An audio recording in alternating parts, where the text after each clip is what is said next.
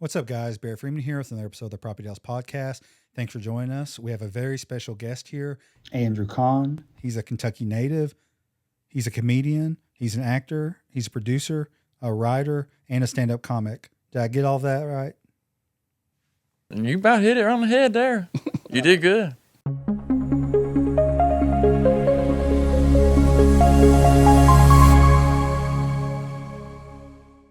But that video of you and your son. Yeah, the one I just posted. I just want to play. You do? Yeah, come on. Thank we you. can play tag. It about makes me cry. Oh yeah, man. Dude, that's my dude, man. So what's that been like, being a father to an autistic child? Well, see, when you first start noticing, it always takes a couple years to realize, like, my kid's a little bit different than other kids. And then it takes another couple years to even get the diagnosis or how far along your kid is, because there's steps to autism. And turns out Jack's, my son, he's level 3. So he'll probably, this is the words they said. They said he'll probably never get past the 3rd grade education, and he'll probably never speak his entire life. So, as a parent, you hearing that, it gets you, So, but now, fast forward, he's 8 years old, now we look at each other and know what each other wants. He can just give me a look. I know exactly what he wants, but, there's a lot of therapies out there. He's learned how to talk on his little tablet thing, which they said that'll probably take him 10, years to be able to have a conversation on it. But, it's a wild ride, man. It is so wild. I mean, it touched a chord. I mean, that video just went. Yeah. And it was just 3 seconds. Yeah, that's it. Yeah, it was 3 seconds. It was just, and I rarely get to catch those moments because they're so fast and they're so distant from each other.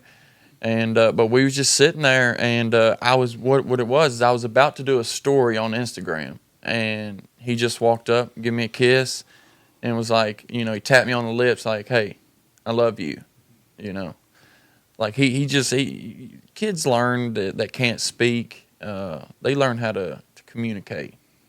And when you say there's a lot of distance between those moments, what do you mean? It's just one big thing with autism, they just don't know how to express how they really feel. And kids that are nonverbal, they have a lot of meltdowns because, think about if you couldn't speak but you wanted something. Right. Or you were hurting but you couldn't tell nobody, hey, this is what hurts. So those are the meltdowns, which I got very, very lucky with Jax. He's a very loving child. He stays on top of me all day. So I did get lucky with that part, and he don't have many meltdowns, and but he's a handful for sure. So you said your story of why you got into comedy is pretty wild. Oh, it's it's a wild story, and it's like it's something that you would hear on a movie, like people would make a movie about it, which I might one day. Who knows? I personally didn't ask any follow-up questions on that. Yeah. So this will be my first time actually hearing this. Is this a story that you tell? No. I rarely, my best friends and my family, they know. But it's something that I've never really spoke about, a lot. It's just, but I got into comedy through my mom. My mom, my whole life, which, being a Kentucky boy, we want to play ball. Yeah. Like, I wanted to play basketball. I was one of the best basketball players in the state. That was my goal. It's like, I'm gonna be in the NBA until I found out, like, my growth spurt stopped at 6'2", Then I learned, like, hey, it might not work. But my mom, she kept saying to me my whole life, she was like, you need to be up on stage making people laugh. Like, that's just who you are. I was like, I'm not making no damn people laugh. And but that's how I got started. Then after she passed, that's when I put out my first video. But were the two of those things connected? No, like after she passed, I don't know what started it, but just randomly, it was probably like a week or two. I think I was more or less, you know, I'm a little bit autistic myself, so I don't really know. Like at my mom's funeral, all these people were crying, and I didn't understand why. You know, but that's what I think. I just put out videos to make people laugh, to mask my own pain in me. You know what I'm saying? How long after she passed did you do your first Oh, video? it was a week or two. Wow. Yeah, like me and my mom, we had a crazy relationship. Like we were best friends. Like we were really, really close. But one day, this is the crazy part of my story. One day I came home from school when I was 15, and for some reason there was a guy that was sitting on my front porch, and for some reason I knew who it was, but I don't know how I knew who it was, but I knew who it was, and my stomach dropped, and it was the dude that killed my dad. He was murdered whenever I was 3, and it was the dude that killed my dad was sitting on my front porch. So I ran in the house and I called my mom. I was like, "What the hell is this dude sitting on the couch? He's just chilling." And turns out she married this man without me and my older brother knowing. Oh, wow. So I had to live with the man who murdered my dad. And it did something to me. I stopped playing ball. I stopped talking. I turned into like a Kermit. I didn't want to come out of my room, stop eating, stop talking, just stayed away from everybody. But it messed me up inside, having to look at this man every day, just constantly. But he ended up going to prison. He was, I guess, dealing drugs, and he got caught. So when you were 3, your father was murdered? Yeah. And when did your mom marry the guy that murdered you? When I was 15. So he went to jail and then got out? Yeah. Well, he went to jail. Well, he got off on self-defense on killing my dad, I guess, because it was a fight. But he was in jail over like an unrelated thing. So after he got out, I guess they were talking while, he must have reached out to her while he was in jail. But when he went to jail, it kind of left me and my mom like high and dry. So me and my mom, we were homeless from the time that I was 15, like and a half, probably till I was 18. We were sleeping in the car a lot. Bouncing from place to place with her friends. And then we started staying with her biological dad. And he had like this little shed. He was a moonshiner. He had a little shed right next to his little setup. And I would sleep in that shed on the ground, But for some reason, man, I couldn't like get away from my mom. Like we were, you know what I'm saying? Like we were like really, really close. Like even though I resented her for doing what she did, I still was like, that's my best friend, But she married the murderer? Well, I guess allegedly. But I guess oh, he is 100%. Like right now, what's weird is you said that is I think it was a year or two ago. He's back in prison now because he did kill somebody. Wow. Killed another person. Yeah. Get that guy off the street. Oh, bad. Yeah, he killed another guy, and he actually got caught this time. How long was he and your mother together? They were.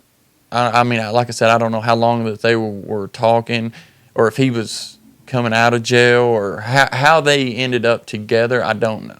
How long were they together when he got out? Probably a year. Like, but he had this thing. I don't know.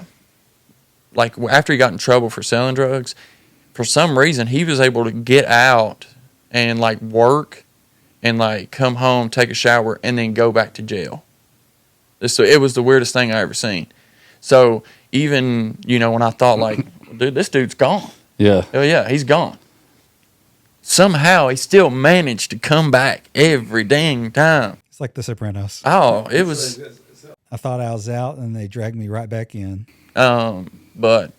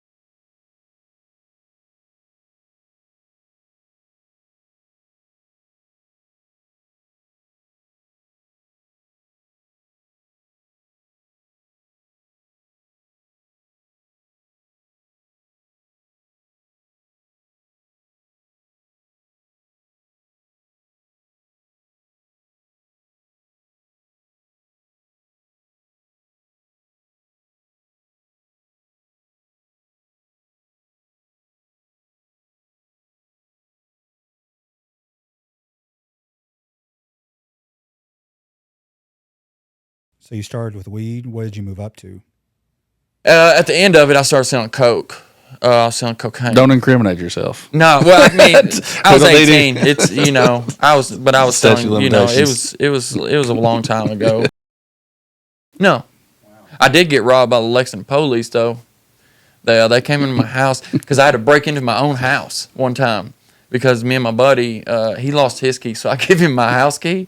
So I climbed my poor old papa. He had to help me up into the balcony, and I got in. Well, the police showed up, and where me and my buddy, we were always on the run. You're 18, 19. You're hardly ever home. So they were like, "Well, where's your pictures of you in this house?" I'm like, "We're 18. We don't hang pictures. We got holes in the wall or something, but we don't got pictures." Well, they searched the whole house, and turns out they stole a little bit of money from me and my roommate. Yeah. And you can't do nothing about it. Oh, hell no. I mean, it's like you get away from our drug money, you know what I mean? Yeah. But, I did like the coke part. That was more of him. It's just me supporting him.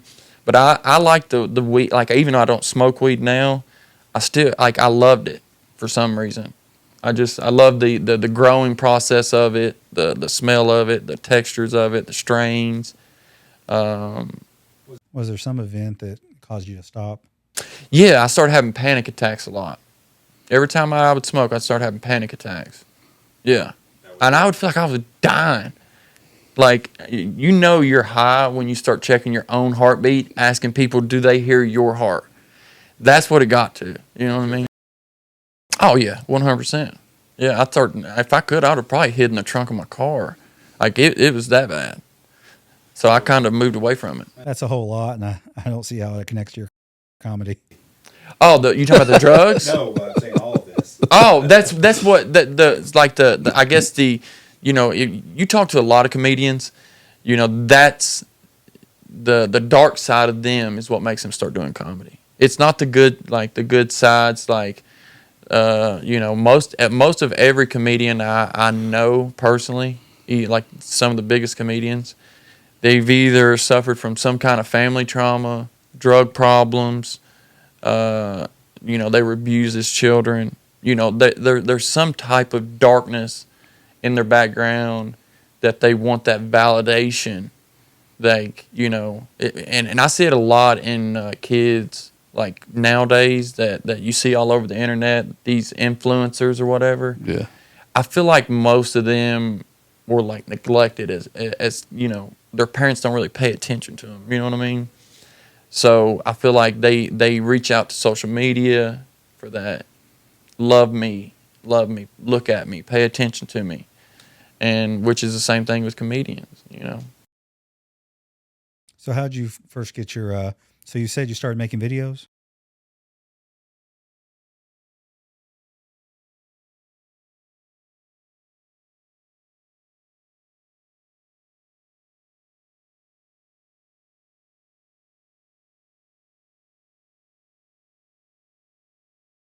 Yeah, I'm sorry to hear that. Yeah, and then right after that, I don't know. I never even thought about doing videos. I never thought about being a comedian, but something popped up in my head, and I was like, "What would an Eastern Kentucky strip club be like?" Like it was just me and my buddy was on the golf course and we were talking, and he was asking me. He was like, "Is there any strip clubs back in Eastern Kentucky where you're from?" I was like, "No, you can't pay strippers with food stamp cards." So that's what started the video.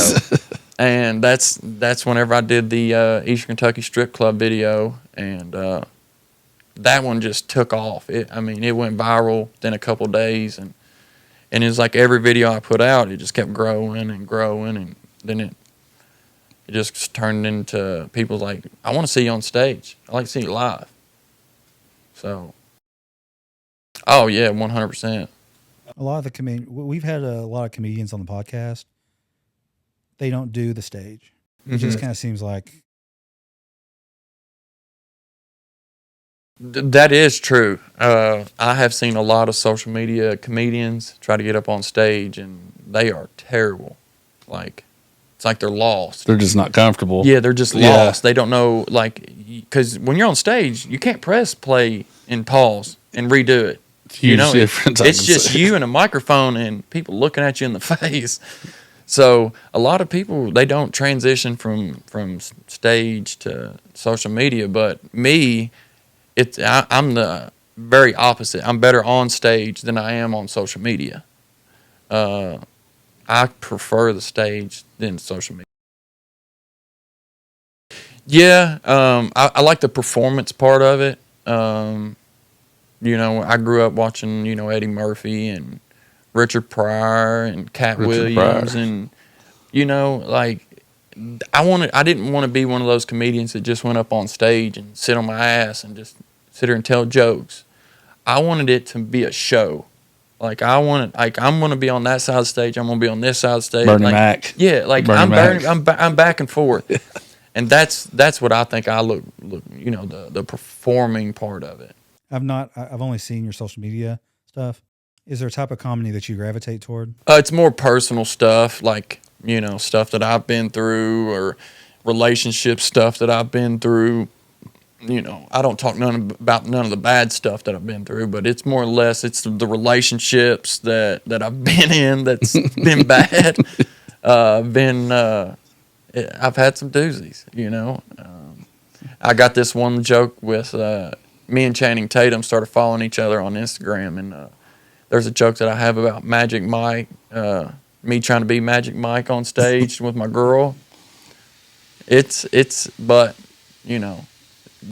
that's amazing. Oh, dude, it's open. Social media and doing comedy videos has opened up so many doors, Josh, you want to ask him about the Redneck Brawl? Yeah, we had asked Billy about it, the Redneck Brawl, so we want to get your point of view on it. Yeah. What do you think about it? It's pretty crazy, man. The Redneck Brawls, if you have not seen, you said you haven't seen them, right?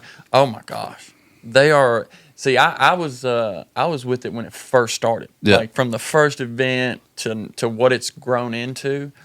The first one that we did was in like a gym in West Virginia, and we stuffed 3,000 people in this little tiny place to the point where people, like, you were shoulder to shoulder, and it's literally about what it's described, Redneck Brawl.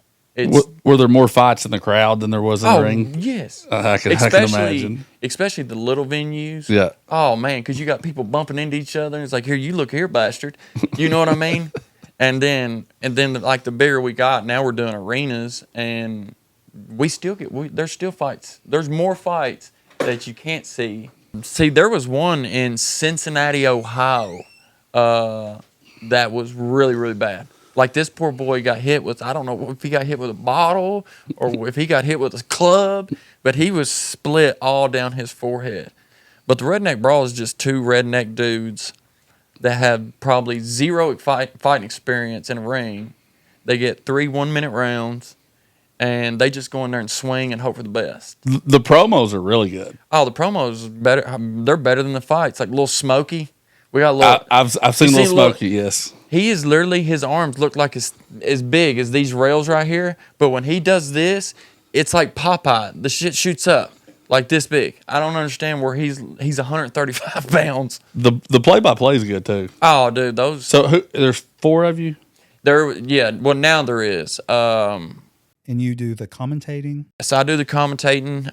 It's on the commentating table. It's Big Murph, which is a country rapper. Yeah. There's Catfish Cooley. And then me. And then we got Billy. If it's a really good fight, Billy will go interview like the 2 guys that just fought. And he's like, how does it feel get knocked out in front of 3,000 people? Your ass just got dusted. You got the hell beat out of you. How's that feel? Like that. It's great TV. Oh, could you imagine losing a fight in front of 3,000 people and then have to play it in front of everybody up on this big screen, and then you talk about getting your ass whooped? And then they'll go and do immediate playback? Oh, instantly. Like, I mean, we're in these arenas. Like, when I'm at that table, I can be like, give us a replay of this, and they will slow motion it down to where these people get knocked out at. I mean, it's like it's kind of like UFC and boxing on meth. You know what I mean? Because it's just like 2 roosters just meeting in the middle, and where you only get 1 minute, you have to hurry up. Yeah. You got to go now. So it's wild. That's the wild thing about it, is the rounds. But but the Redneck Brawls, man, if you haven't seen them, I would tune in and watch. Do you know when the next one is?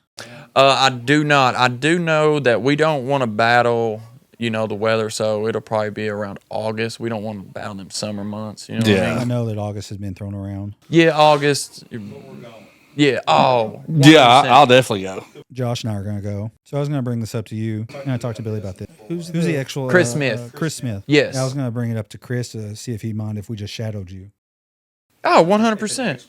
100%. Just sit behind you and watch Yeah. the spectacle. Yeah, if y'all want to come, man, y'all can. I'll put you ringside Yeah, right that's what we behind me imagine. if you want to. I'd love it. Yeah. And I'll be like, oh. Gosh, That's right up my alley. Oh, especially if he's never seen it, I wouldn't even show him no clips. Yeah. I would just let him show up and see what. Go in just cold. Oh man, it's wild. I'm telling you, I have no expectation. Oh, it's. I mean, just picture. A lot of them don't know what they're doing. And I've seen people backfist them, not on accident, and knock people out. Like it's just people swinging and hoping for the best. But Chris, he's a good guy. Chris, he used to own the Rough and Rowdy, that Barstool. I always call and it then that, but and then he sold it to Barstool. Okay. Yeah, but he used to be an owner in that too. But he started the Redneck Brawl thing. Do you think he made any money on that deal? I believe he did. I would say so. El Presidente, Dave Portnoy. Yeah. So how much time do you get to prepare for it? Or like when do you find? Yeah. Going on the Redneck Brawls? Yeah. Oh, you don't. You get a headset and first fight goes, and then whatever you see going on in the ring is there is no. It's live. Yeah, you get a fighter sheet that says who's fighting and what they weigh, but that's it.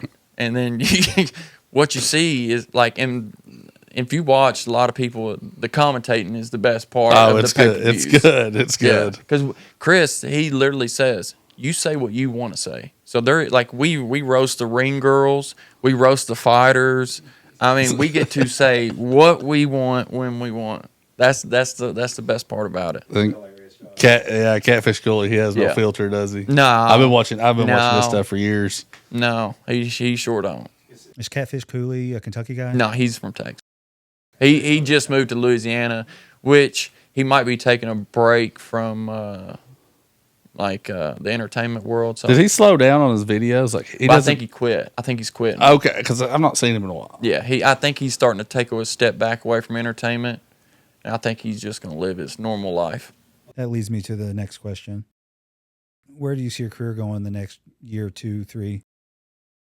My plan is like I said, I love doing stand-up, but I want to get into more of the acting aspect of it. I want to make my own country Dave Chappelle show, like skits, like professional skits, and just make them to relate to more to like people like from Corbin or Prestonsburg, just something that's different. That's like a country version of it. That's my plan in the next few years. Oh, I'd love that. Oh yeah. There's definitely a vacuum right now. Yeah. Like the comedy skits. Yeah. Especially after Dave Chappelle went, he's gone. He's doing his stand-up thing. He's great, ain't he? Yeah. Oh, it's great. He is so smart, man. He is. The way he puts his jokes together, he is a smart guy. But that's my plan, and I also, in the next few years, I want to release a special. I don't really want it on a big platform. I want it to be very I might put it on YouTube. You like that grassroots approach? Yes, for some reason I don't really care too much for maybe I'll put one on Netflix one day, or if I get a Netflix deal or something like that. You're not gonna fight them, but no, I'm not going to pursue them. But if they reach out or something, maybe. You're hard to ignore because your videos get so many views. It's funny because I saw one of your videos and then I'm scrolling, but then as soon as I met Billy Hubbard, it's funny. I'll go. I mean, I've seen one of your videos and then I'll be just scrolling real fast and then I met Billy. Oh, yeah. And then all of a sudden they're just shooting in my phone. Yeah, Like yeah. crazy. Yeah. What was it, like 2019? Since 2019, I've been averaging a little over 100 million views a year. So Those are ridiculous. Yeah. numbers. Oh yeah. yeah, With those kind of numbers, I mean, I think it's doable that you'd get a special. Doable that somebody'd reach out and oh, want to invest in your 100%, comedy. 100%. And who knows, man? I might be the first person to release a special on Facebook or Meta or whatever it is now. What's the barrier to like hiring 2 or 3 people to film one of your stand up routines? Oh, it's you know, it's a totally different ball game. It's a total yeah. Like you're to put out a good special, you're probably looking at 80 to 100 grand, you know. For like an hour? Yeah. I do an hour on stage. Yeah. That's crazy. Oh, it's so expensive. Is a special just one performance, or is it string together different nights together? It's well, they kind of tell people what to expect, you know, like you'll have the guy come out and be like, "Hey guys, you know, I'm performing here tonight. You know, obviously y'all know you're here for a filming, you know. So whenever, like, they'll have a director come out and they'll be like, whenever he comes out, y'all stand up, clap, you know, stuff like that. Yeah. And it's like, we're going to be coming around. We'll film your face, you know, while you're laughing, you know, stuff like that. But So you got a stand-up show coming up soon Yes. in Gatlinburg. Do you have any other shows coming up? yeah, I mean, in Charleston, not Charleston, Charlotte, North Carolina, I'll be there May 11th. And then Wisconsin, I'm going to be there in Appleton, Wisconsin, June the 5th. But then I'm taking a break. I'm taking the whole summer off. I'm just going to worry about my content, you know, because that's when I'm about to start my little skits for my little show. So that's what I'm going to be doing this summer. So I'm going to try to take some time off. Every time I say that, I end up booking another show or another show and another. So we'll see what happens. But as of right now, I just want to do these 2 shows, May 11th in Charlotte, North Carolina at the Comedy Zone, and then the Skyline Comedy Club in Appleton, Wisconsin. Well, I really appreciate you driving. Yes, all the way sir, to man. Corbin Yes, sir. To be on our podcast. Yeah. It was a pleasure meeting you. Yes, sir. Yeah, it's definitely a wild one, man. It's a wild one, you know. Yeah. This has been another episode of the PropertyTales podcast. Thanks again to Andrew Conn, and we'll see you See guys y'all. next time. Man, that was Yes, awesome. sir. That was good. Appreciate you. Yes, He sir. doesn't do podcasts. I just got lucky.